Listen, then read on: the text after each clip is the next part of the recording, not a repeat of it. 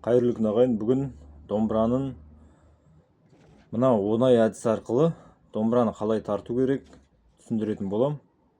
Міне қараңыздар. Сандарды санап табамыз. Міне мен қазақпын әні тартып көрсетейін.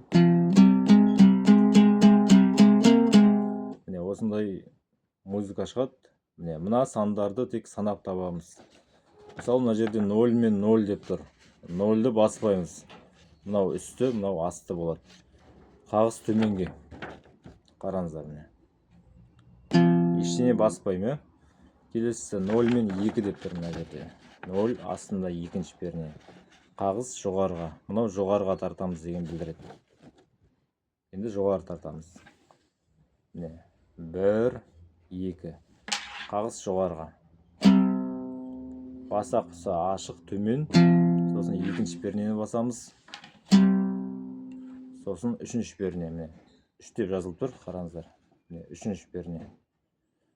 Төменге тартамыз.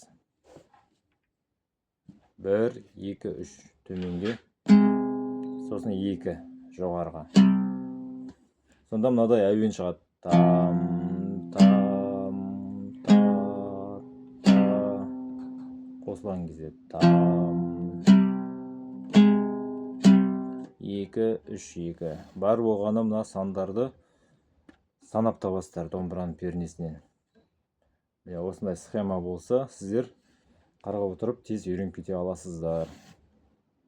Кім үйренгісі келеді, осы схема кім алғысы келеді, комментарийге жазыңыздар.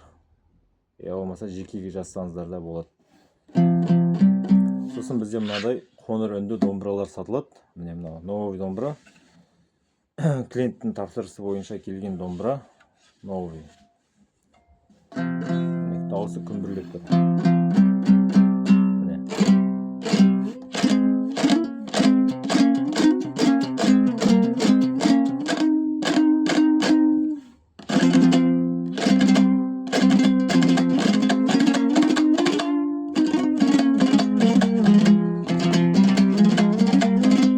Дауысы анық.